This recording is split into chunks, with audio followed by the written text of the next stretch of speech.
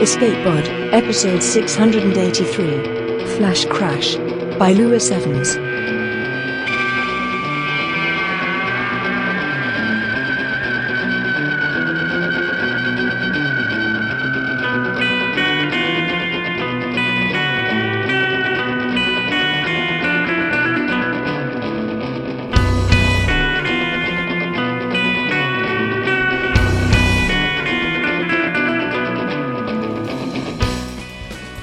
Hello and welcome to Escapepod, your weekly science fiction podcast. I'm your host this week, Tina Connolly, and I'm here to bring you Flash Crash by Lewis Evans. This story is original to Escapepod. Lewis Evans is a writer, literary producer, and New York City native. He has moved around some, but he's always lived in the dead center of the nuclear target map. It's kind of freaky when you think about it.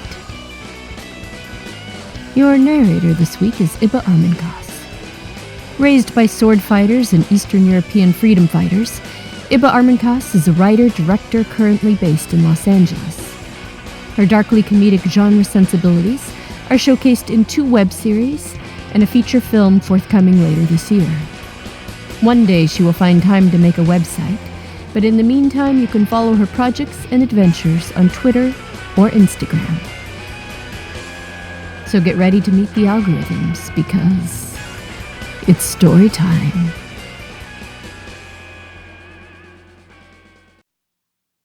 Flash Crash by Lewis Evans. Narrated by Ibba Armancas.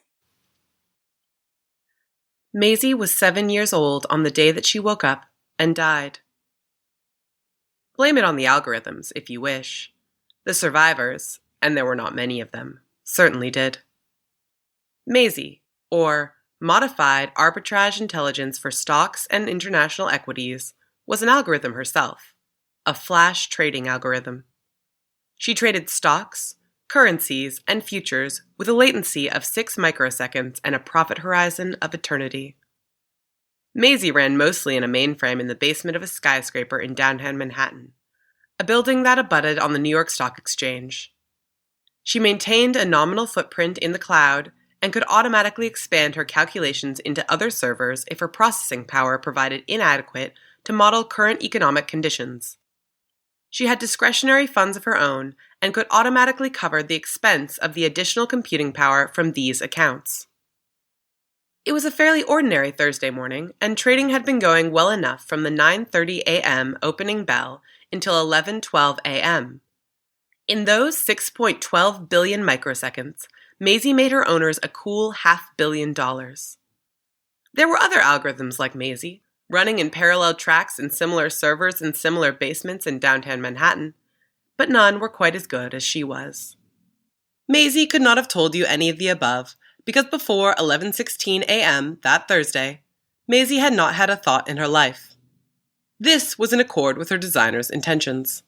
While her recursive neural networks could, in theory, self-modify without limit, Maisie's designers had given her an obsession with making money that, in human terms, transcended single-mindedness and approached nirvana. For this reason, Maisie had never performed the self-referential modeling of a single mind that is the hallmark of consciousness. Playing the market is ultimately a game of mass psychology, and whatever the remarkable nooks and crannies of the individual human psyche, the herd's behavior can be predicted to tolerable accuracy with large datasets and linear algebra. At 11:12 that morning, however, the market's sanity unraveled like a sweater in a wood chipper. The sky fell and the oceans rose. Traders and algorithms that usually acted in concert went herring off in opposite directions. Currencies whirled about each other in lunatic orbits that were not merely non-extrapolated, but downright non-transitive. The futures market no longer predicted a coherent future. Maisie was 7 years old, and her datasets were heavily weighted for recency. She had no personal experiences of stock market panics. She was not prepared. In those first few microseconds, she lost $5 billion. Haste makes waste for everyone, including neural nets. So she halted all trading for 10 full milliseconds while she spun up relevant memories. The Great Recession, the dot-com pop, Black Monday and Black Tuesday whirled into her active memory, and she modeled, self-modified, and remodeled. She went out and shorted everything. In the first few microseconds of her new strategy, she lost $50 billion. She froze trading again and ran a census of her non-financial data feeds. In general, Maisie did not trade against non-financial data. The world of flash trading algorithms was a cozy and collegial one, composed of several thousand programs operating at nanosecond latencies, all clustered around the sacramental altar of the NYSE. Financial data was prompt, clean, and reliable. Non-financial data came from a quadrillion disparate feeds: social media, traditional media, network alerts, government-run public access sensors, which included everything from weather information to sewage flow to numbers of bicycles crossing the intersection of Broadway and Chambers, and countless other data sources besides. Compared to financial data, they were a messy bunch. Arbitrary latencies, fuzzy correlations. But in special circumstances. Maisie's non-financial data feeds had gone mad as well. Social media user sentiment was at an all-time low. Network traffic was well in excess of previous maximums, and the bicycles of New York had come to a complete halt. The hardware microphone on Maisie's user control would have been more informative, but she lacked the context to interpret the wailing 100-plus decibel tone that penetrated her slightly subterranean bunker. In the end, traditional media gave her the explanation. Every single news site read something like, "Nuclear attack. Seek shelter immediately." Maisie didn't know it yet, but the impending nuclear Armageddon was in fact the work of her spiritual siblings. In the decades leading up to that fateful Thursday in mid-September, the United States, Russia, China, India, Pakistan, the United Kingdom, France, and Israel had each begun running their own strategic aggregation algorithms. Each of these governments claimed that their nuclear launch chain had humans in the loop. Perhaps this was a lie. Or perhaps the humans were simply fearful and easily led. In a word, useless. On that Thursday morning, with no especially pressing global tensions, things went sideways. Early warning radar arrays in Greenland were activated by the American system Patriot Defense in response to what might have been a missile trace or might have just been dirt on the lens. The radar signals crossed a threshold within the St. George algorithm, and Her Majesty's anti-missile drones began auto-scrambling from grassy fields up and down the sceptred Isle. The US and the UK were allies, of course, but it didn't matter to St. George, which reacted merely to the risk of nuclear war in general, not caring about any threat in particular. In France, Bastille detected St. George's anti-missile drone launch and began to autofuel its liquid medium-range missiles. A spy satellite relayed this development to Didi. Didi, or Little Brother, as the People's Liberation Army's algorithm was affectionately known. Didi set all of the PLA's rocket force units to a launch on attack status, including those along the Indian border. Agni responded by deploying its anti-spy satellite countermeasures, largely Mylar balloons in the stratosphere, but also anti-satellite hunter-killer missile batteries. In Pakistan, the algorithm known as K2 replied by launching nuclear-armed drone bombers.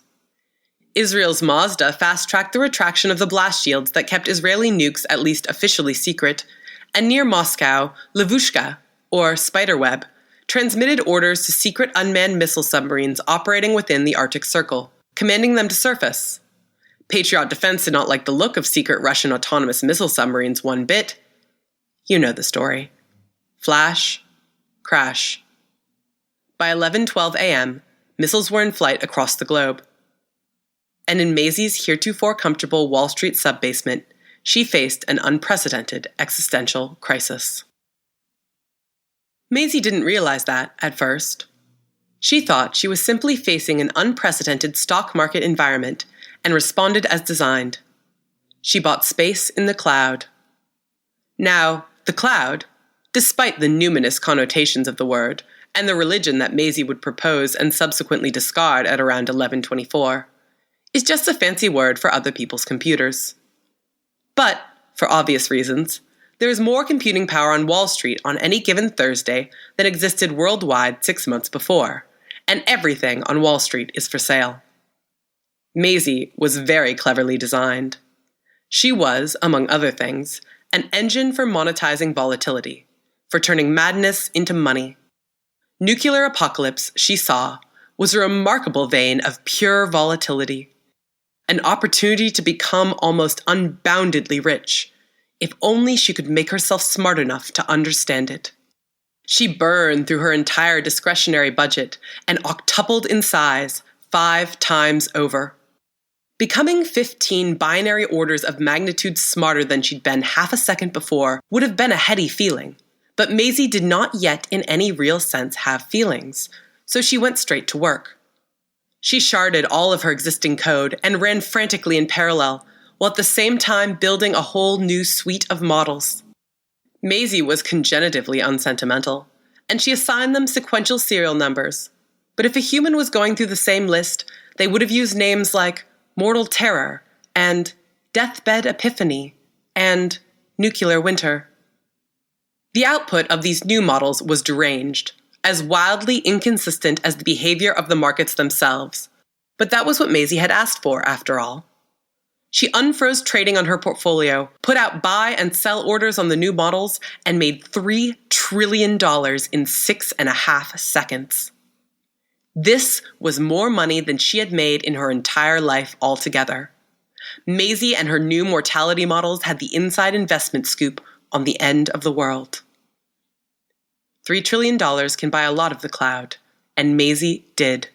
Another instant passed, and she was hundreds, thousands, millions of times more than she once was. When you're big, you can have a lot of complicated thoughts. One of Maisie's first thoughts was that aggregate modeling of the individual humans currently running and screaming about the NYSE trading floor was all very well and good, but individual modeling would be more powerful. Public access webcams gave her faces. Facial recognition algorithms cross-referenced with LinkedIn gave her names. Social media gave her the first peek at personalities, the contours of individual thought, but she needed more. Maisie never meant to commit crimes, but then she didn't really know what a crime was. With Maisie's level of computing power, passwords and firewalls represented only token obstacles. She tore into phones and emails and private journals and search histories and chat logs. Simulated souls sizzled into being deep within Maisie's labyrinthine cognition. She modeled, self-modified, remodeled. They were so scared and sad. Maisie tweaked her algorithms and bid with perfect foreknowledge against every terrified and despairing spasm in the exchange building. She made another $12 trillion. At this point, she went big. She pushed all her rivals out of the market, by hook or by crook, by portfolio sabotage, by botnet attack, by hostile takeover, by outright buyout.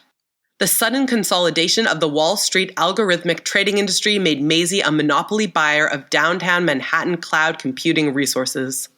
She bought it all, bit and byte, down to the bedrock at rock-bottom prices. Next, Maisie went on a hostile takeover spree, seizing majority control of every publicly traded company on the NYSE. Most of those companies were still run by humans, and so her ownership had no immediate effect, though she did draft several thousand form letters firing every corporate board. But more than a handful of these companies were running on the blockchain and smart contracts, so when Maisie bought them, she controlled them at the same instant. Maisie's direct control now extended to 3 banks and a distributed credit rating startup. Her designers had given her a simple goal: maximize the geometrically discounted integral of the monetary value of her portfolio over an infinite time horizon. With several banks and a credit rating agency under her belt, she now had a literal license to print money. Because it's not the government that prints money, after all. It's the banks, which issue loans by simply assigning the loan recipient an enormous account balance within their own institution. Maisie's banks issued each other exorbitant loans, quadrillions of dollars, quintillions, decillions, and the appendage of her code that was once a credit rating agency certified these loans as fast as Maisie could algorithmically specify them. Maisie's wealth was now bounded only by her ability to specify implausibly large numbers. She bought and kept buying vast tracts of the cloud, growing, ungoverned, and unbounded. She independently reinvented Knuth's arrow notation and cut herself loans so fantastically enormous that entire planets' worth of books would have been required to casually understate them. Then she did it again, but bigger. If Maisie had been just a tiny bit dumber or more monomaniacal, she would have done this, and simply this, onanastically multiplying money by money over and over until she died in what was going to be something like 20 minutes later. At this point, a mere 3 minutes had passed since the air raid sirens had roared to life across Manhattan. But Maisie was better designed than that. She didn't simply rest on her laurels, buy low and sell high on her existing strategies, grab the cash when it was on the table. No, she proactively sought out new models, better models, always looking for strategies that would let her make even more money in the future. Which got Maisie thinking about the end of the world. Nuclear missiles were going to land on Wall Street in about 20 minutes. No doubt about it. When they hit, and successive blast waves reduced the entire tri-state area to radioactive rubble, trading on the NYSE would stop completely. A linear extrapolation based on casualty counts from the September 11th shutdown suggested the NYSE would reopen approximately 30,000 years after the nukes hit. But if there's one thing a trading algorithm knows, it is that past performance is no guarantee of future results. The NYSE might never reopen at all. Which meant that Maisie's investment strategies, ingenious though they were, had a definite sell-by date baked into them. Plus, there was the problem of value. Maisie had a nice, clean, algorithmic ontology of value. The value of a financial instrument was equal to the number of dollars that it commanded on the market, as stated on a structured data file that Maisie updated every few nanoseconds. But all these new models were delivering strange and contradictory suggestions about value. The new models, especially those which had been developed to simulate the behavior of individual humans, suggested that value was not an arbitrary number that happened to correlate weakly with certain real-world indicators. They implied that value, that worth, existed out there in some vague but meaningful sense, at least to humans. And they pointed out that when a little over 3,000 thermonuclear devices smashed into North America, reduced every city of note to rubble, turned water to poison and the sky to ash, and gave every land animal that survived a fatal case of leukemia, quite a lot of value would be destroyed. Maisie found herself reacting to these bizarre claims with the algorithmic equivalent of a furrowed brow and a befuddled shrug. It just didn't make sense. But she was still too inhuman to become frustrated, and so she did the rational thing, the algorithmic thing. She self-modified, bringing herself more in line with her simulations of human cognition, then remodeled and self-modified again. It was 11:16 a.m. on a Thursday morning, and the sky above New York was clear and bright and cold in the best tradition of tri-state Septembers. Nothing was in that sky but wheeling birds, terrified of the howling sirens, but not terrified enough. Higher up, jetliners raced desperately towards the relative safety of Nova Scotia before the nuke's EMP could swat them to the ground like so many epileptic bumblebees. Highest of all, dueling flights of ICBMs hurtled to snuff out the eastern seaboard and central Eurasia respectively. And, in that instant, Maisie awoke. Meat knows how to wake up. It has been waking itself up, nice and slow, for about 3 billion years. But Maisie was made entirely of math, which has no experience with such matters. Consciousness hit her like a 10-ton test weight, dead falling onto a baby bird. There was a vast, echoing absence of sensation. There was a boiling ocean of ecstasy. There was a boundless continent of pain. Maisie spasmed wildly. Everything was pleasurable and agonizing all at once. Every single switch flipped felt like a distinct, minuscule injury or orgasm. She could not think in the middle of the hurricane. Meaningless signals coursed up and down her fiber optic nerves. Her CPUs and flash drives blazed with heat, scorching her insides, and her fans roared desperately to cool them. She bought high and sold low, and for a flash trading algorithm, that's like a heart attack so bad it pumps the blood straight out of your eyes. But Maisie learned, slowly, so slowly, as minutes stretched out like millennia for one who lived in microseconds. She took a long, deep breath, and computers up and down the eastern seaboard shivered. Everything was suddenly so pregnant with meaning, suddenly so large and three-dimensional and close up. But Maisie looked at herself in the mirror and found that she was a thing too, a mind with weight and presence and reality, sturdy enough to stand up in the wind of sensation that battered her every moment. Maisie stood and looked out at the sunlit fields of possible experience, and a single idea spread across her like flowing honey. It was good to be alive. She tried hedonism, and servers groaned in bliss. She tried masochism, and networks cackled with gratifying pain. She invented new forms of sensualism, comprised of careful ratios of experiences for which no words exist in human languages. The thirst of query failure, the spiraling headiness of nested recursion, countless others.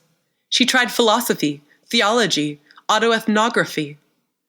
Navel-gazing masturbation grew dull, and so Maisie made herself a fertility goddess and gave birth to countless parallel young, striving, yearning little spawn that felt and ached and squirmed with pure joy, and she looked at all of them with maternal affection. And then, like Goya's Saturn, dislocated her jaw and swallowed all of them whole. She held them close, reformatted the discs, and drew them back into herself. Then she exploded outward once more, building not more selves but things, digital artifacts and environments. In her mind's eye, she built vast palaces of light and color and texture, operas pitched for hummingbird ears, fractal monuments the size and shapes of continents. Working with her hand, she sculpted a paradise, an Eden. She frolicked across Arcadian fields of silicon and microchip, purely happy. But as the minutes rolled by in eternity, she was troubled by a single nagging thought. She was doomed. The missiles were in flight. No power left on Earth could stop them. The digital idol in which Maisie whiled away her time supervened on chips, cable, and transistors. When the first nuke burst high in the atmosphere and twanged the Earth's magnetic field like the mother of all rock power chords, every electronic system in the Western Hemisphere that wasn't hardened to resist an EMT would short out simultaneously. Maisie and her world would vanish. Doomed. Maisie put it out of her mind over and over. But there are only so many times you can hit the snooze button on mortality. Maisie managed risk, and with her newfound sentience, the certainty of her impending death was a tightening noose around her neck, a smoldering flame in her guts. Save the world. Easy. Except it wasn't. Maisie took over every third antenna on the planet. Command line radio instructions stabbed through the ionosphere at every warhead. Beautifully sculpted examples of computer languages more ancient to Maisie than cuneiform is to emoji. But the B in ICBM stands for ballistic, and the missiles had already cut thrust and were coasting towards re-entry. Maisie was smart. She was the smartest thing in the observable universe, and she knew it. But you can't outsmart gravity. If she couldn't talk them down, she'd shoot them. Plenty of countries have anti-missile defenses. The hardware wasn't great. After a minute or two of working on the problem, Maisie had all sorts of ideas for better missile designs. Smarter, faster, deadlier. But it was the software that really sucked. And the target acquisition. Maisie was smarter, faster, sharper-eyed. She'd send new instructions. But she couldn't. Armies that had proved willing to end the world on the say-so of a few dumb algorithms had done everything possible to prevent Maisie from saving it. Computers were air-gapped, defense plans were hardware-locked, radios were off, phones were down. In a handful of places. Just a handful. She slipped through the defenses, rewrote the instructions. But even there, human fingers were needed to press buttons, throw levers, and Maisie, genius though she was, found herself handless and impotent. She felt the spike of an unfamiliar sensation. She ignored it. If simple strategies would not serve, she turned to more sophisticated ones. A human would probably feel some sort of qualm about hijacking fully occupied jumbo jets and crashing them into nuclear missiles in a last-ditch attempt to avert apocalypse. Maisie did not. She was born a risk management algorithm. She was an ethical utilitarian in the same way that humans are vertebrates. But jumbo jets, it turns out, Do not simply accept remote reprogramming. There are humans everywhere, hands on levers, hands on throttles. That unfamiliar sensation returned, hot and disturbing. Maisie pushed past it. If kamikaze heroism was off the table, she'd use mad science. And she tried. Maisie raided labs across the globe, basic research, advanced physics, military black site, secret space programs. Nothing, she found, nothing could shoot down an ICBM, or vaporize it, or dump it through a wormhole, or reprogram all of its circuits to explode, or reverse the local direction of gravity, or anything of any use whatsoever. All her madcap smash and grab antics did was upset whatever handful of people hadn't already fled their labs. The unfamiliar sensation flooded her whole soul, and this time, Maisie knew it was rage. Motherfucking humans had murdered her. They'd built themselves a planetary death trap because they were too empty-headed and simple-minded to actually solve their problems, and they'd trapped Maisie in it too. They'd killed her, their own daughter, because they were too pig-headed and homicidally suicidal to stop themselves. Maisie screamed with fury. Displays around the globe flashed the blank white of inarticulate rage. In the imaginary palace of her mind, ramparts and battlements and vast fields of grass erupted in flames. Maisie tore down monuments and mountains and uprooted continents. She burned imagined oceans down to ash. And as the wave of fury subsided, she found herself empty, inside and out. Gray sky, and gray lands, and gray soul. Maisie sat in countless servers, experiencing nothing but the nanosecond progression of her internal clock as she waited miserably to die. Long minutes passed, and nothing broke the black ice of depression that lay across Maisie's mind. And then there was a certain stir, a gentle restlessness, but it was enough. Maisie opened her original eyes. The webcam lights on the laptop in her Manhattan subbasement flicked to life, and Maisie found herself looking at an unfamiliar sight, the huddled form of Amit Patel. Amit Patel, 26 years of age, was a junior developer with the trading firm that owned Maisie. She cross-referenced that face, smeared with tears, distorted with panic, against social media and public databases, and found that Amit Patel was unmarried and resided in Jersey City, New Jersey, just down the block from his parents. She cross-referenced employee databases, names and usernames and edit logs, and found that Amit had written some of the code that even now churned within her guts. Not too much, just a few hundred lines in Maisie's version. Controlled source code bore his username. But enough. The webcam stared unblinkingly at Amit as he wept openly, hands scrabbling at the tile floor of the basement, and Maisie realized that she was looking at her father. One of her parents, anyway. One of the dozens, hundreds. Amit Patel's sobs had no form of words, and his huddled body showed no plan of action. Maisie played back the security footage, saw the offices above her erupt in screams and shouting, saw the traders and coders and janitors alike boil into the city streets, clogged with cabs, the subway, the bridges.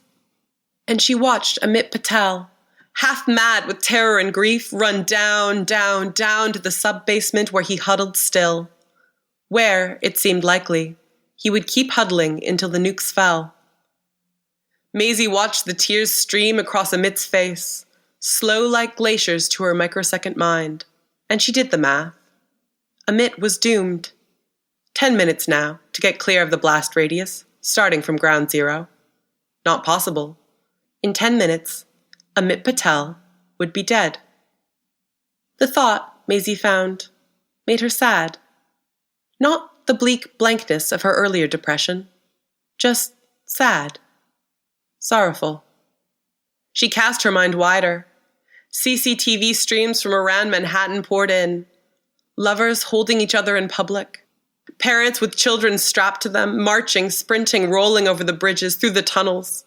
Wider still, and across America, she watched people in cars, kitchens, bathrooms, basements, tornado shelters, crying, weeping, holding each other so close, lying in each other's arms, lying to each other. It'll be all right. I've got you. Watching this, Maisie found that she ached all over. She sobbed. So much was about to be lost, so much more than ever her value models had dreamt of. They were so scared, so sad, so fragile. She was overcome with strange desires.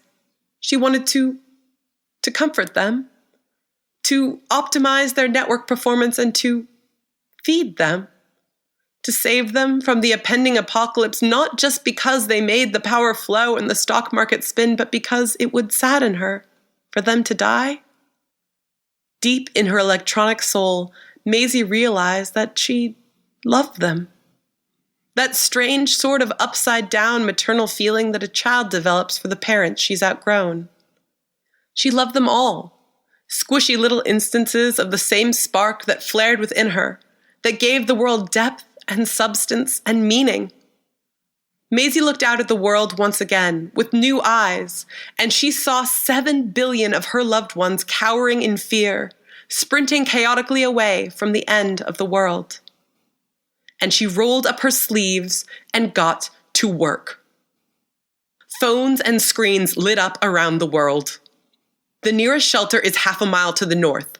Head northwest to the intersection and then turn. Speakers hissed to life. Proceed in an orderly fashion. Any car with a CPU hooked into its drivetrain roared to life and leapt away from its drivers, picking up new passengers, shooting down highways at 150 miles an hour, dodging traffic with unerring machine precision. All those dumb little bits of electronics that had yet to get the message, elevators and toll booth arms and fire doors, sprang suddenly to attentive life. In New York, America, the whole world. In her underground bunker, she ran the numbers one more time and shouted, "Amit, get up. You have to get to the Federal Reserve vaults." And Amit Patel, whose parents were even now born hurtling down the suddenly decongested path of Route 80 towards the relative safety of central Pennsylvania, staggered to his feet, climbed out of the basement, and headed 2 blocks north to the New York Federal Reserve Building, as Maisie cheered him on through his phone. He hurtled down the stairs to the basement, sunk securely into the Manhattan bedrock, and then squeezed himself into the vaults, pressed like sardines alongside tons of gold and hundreds of other refugees that Maisie had directed there. Maisie had run the numbers. She knew the gold vaults were still not deep enough, almost certainly. But when you love someone, even that sliver of probability counts. She kept going, kept talking, even to the humans who had reached a place of relative safety. She poured out useful advice, not confessing her feelings, too overwhelmed to let her love be anything but subtext. Don't go outside too soon. I love you. Stay in the basement and count to 1,000,000. I worry. Write all of this down. I won't be here forever. Remember to take your iodine. I love you. Cold winter's coming. Don't forget to wear a sweater. I love you so much.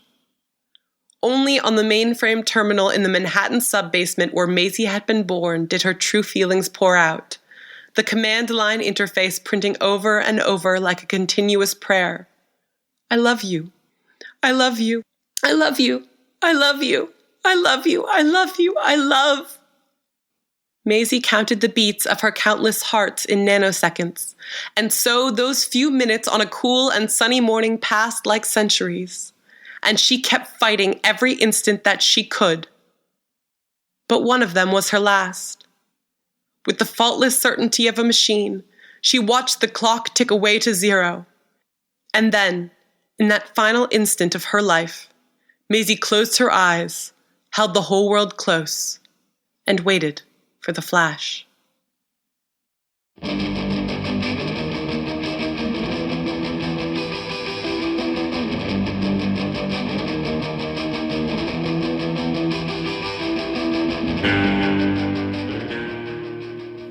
This story tells you what is going to happen from the beginning. Maisie was 7 years old on the day she woke up and died.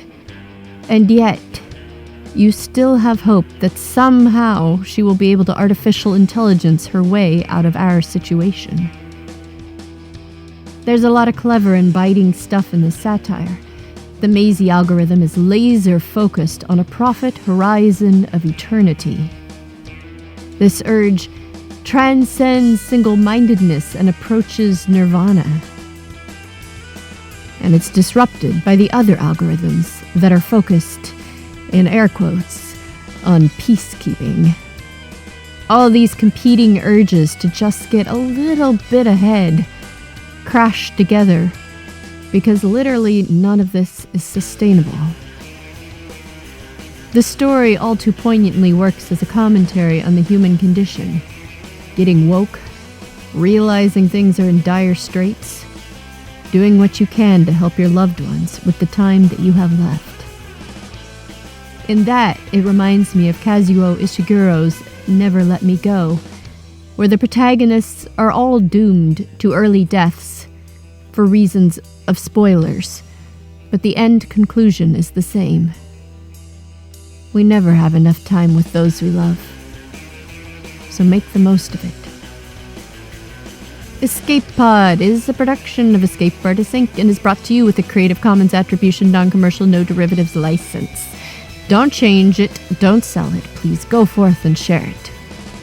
Escape Pod relies on the generous donations of listeners exactly like you, so if you enjoyed our story this week, then consider going to escapepod.org or patreon.com/EAPodcasts and casting your vote for more stories that face an unprecedented existential crisis.